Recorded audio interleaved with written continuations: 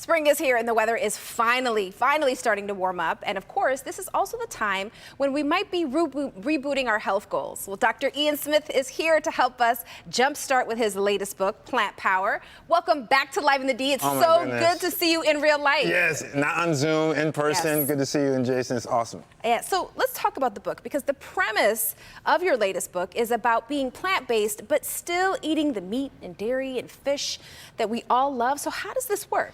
I think that most Americans understand that they should be eating more plant-based foods for their health, but they don't want to give up totally all of the meat and all the seafood. So this is a program that says you can still have meat and seafood, increase the amount of plants that you consume, and still harness the benefits that we all know come from being plant-based. It's a 4-week program that slowly diminishes how much meat you're eating but doesn't eliminate it. Listen, I did it myself, and I thought that I was going to have meat withdrawal and cravings. All of that. But it didn't happen. In fact, my energy level improved, my sleep improved, and my mood. So this is a program that a lot of people can do because of the flexibility. Okay, so we're familiar with being vegan, vegetarian. Now, is this kind of a flexitarian plan? Yeah, actually, yes. It's flexitarian, plant forward, if you want to call it. It's in the middle. It's saying I'm gonna take down that red meat. I'm still gonna have some chicken, some turkey, and some steak occasionally, and seafood. But I'm just gonna take it down so that the percentage is not as high as it used to be. Okay, so let's get into it. We've got all kinds of vegetables here. Is this what we want to focus on? Yeah, I just want to show people that these are the types of vegetables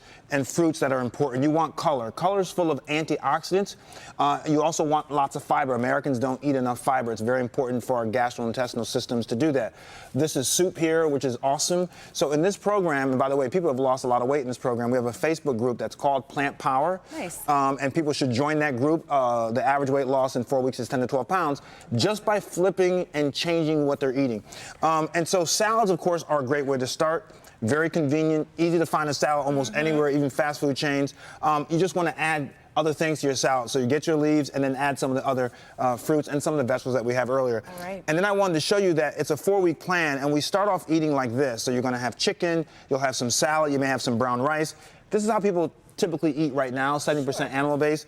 But over the course, and we still have some salmon, over the course of the 4 weeks, we want to make your chicken or your meat, instead of it being a main part of the entree, we want to make it just an accent to your vegetables or your salad. And so once again, we're diminishing the red meat, but we're not totally eliminating it. Right, and upping the vegetable intake. Yes. Nice and full and antioxidanted. Yeah, it's so important. And by the way, you talk about the powers. People who are trying to lower their blood pressure, their cholesterol levels, reduce their risk for heart disease, some types of cancer, even stroke and diabetes. This is the kind of plan that does that. In our group, Plant Power, we found people were coming off their medications or cutting it in half. So it really is just about making that simple lifestyle change. Okay, now we got just about 30 seconds, but I want to ask you something. What about these plant-based burgers? Are they a good option, or do we want to stick with the real thing? Be very careful. In the book, I talk about what to look for in a plant-based burger.